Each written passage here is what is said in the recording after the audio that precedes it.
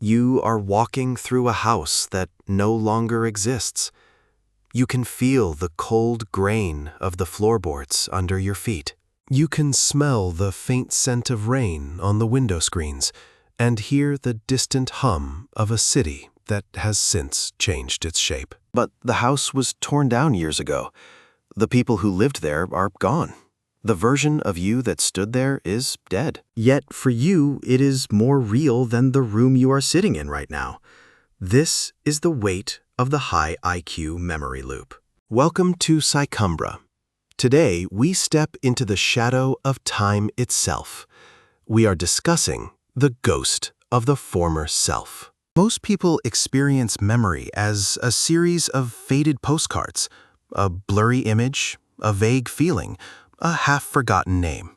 But for the high-intelligence individual, memory is not a postcard. It is a 4K high-definition simulation that never stops running. This is temporal dysphoria. It is the profound, painful misalignment between the present moment and the mental space you inhabit. While the world moves forward, you are stuck in a recursive loop, analyzing a conversation from 7 years ago. You are not just remembering the past. You are reliving it. You are dissecting the variables. You are searching for the exit. The curse of a high IQ is often a hyperactive pattern recognition system that refuses to turn off, even when the data is old. You see the connections between who you were then and the failures you face now.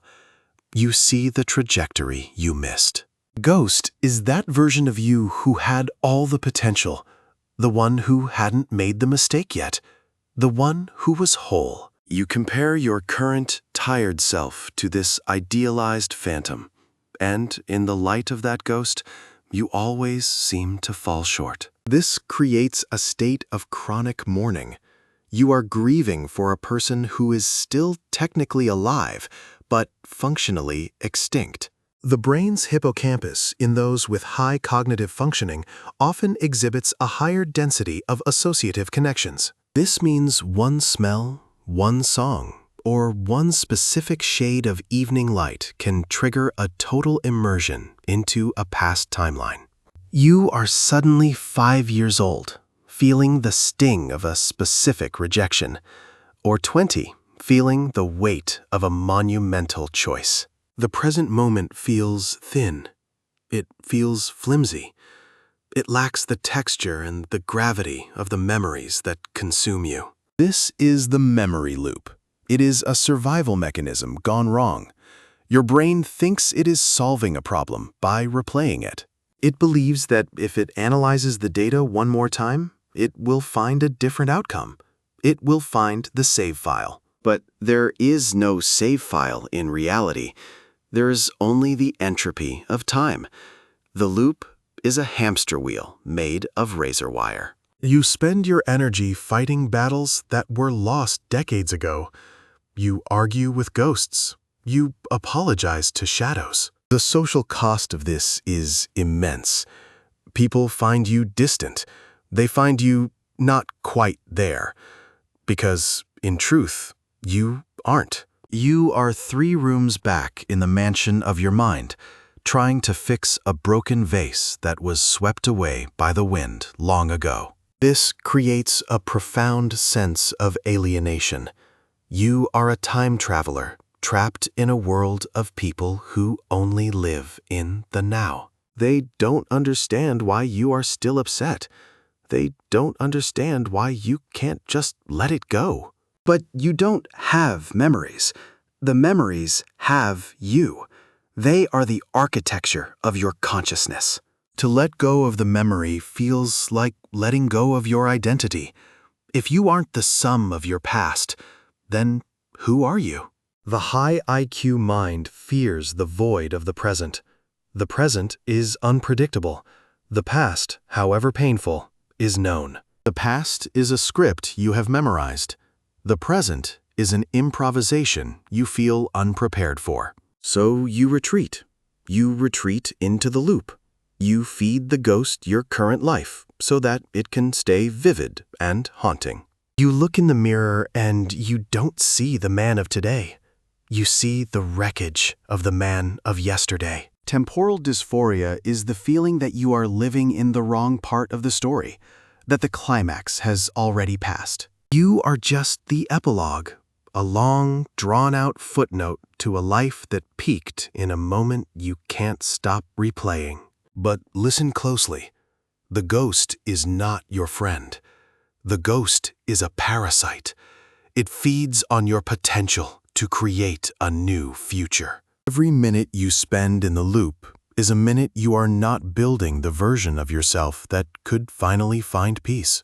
The intelligence that allows you to remember so clearly is the same tool you must use to dismantle the prison. You must recognize the loop for what it is, a cognitive distortion, a glitch in the hardware of a powerful machine. The past is not a place you can visit. It is a graveyard, and you are digging up bodies expecting them to speak. They have nothing to say. The silence of the past is the only truth it offers. The rest is just your own voice echoing. To break the loop, you must embrace the unbecoming. You must give yourself permission to be a stranger to your former self. You are not the person who failed. You are the person who survived the failure. There is a massive difference between the two. A high IQ mind must learn the art of active forgetting, not the loss of data, but the loss of emotional charge. You must look at the memory and see it as a cold fact, not a living wound. It is a line of code, not a heartbeat. Ghost only has power because you keep giving it your blood. You keep animating it with your current emotions. Stop. Breathe into the thinness of the present. It feels empty because it is waiting for you to fill it with something new. The now is not a prison. It is the only place where you actually have agency. The past is a locked room. The future is a fog. But the now is a doorway.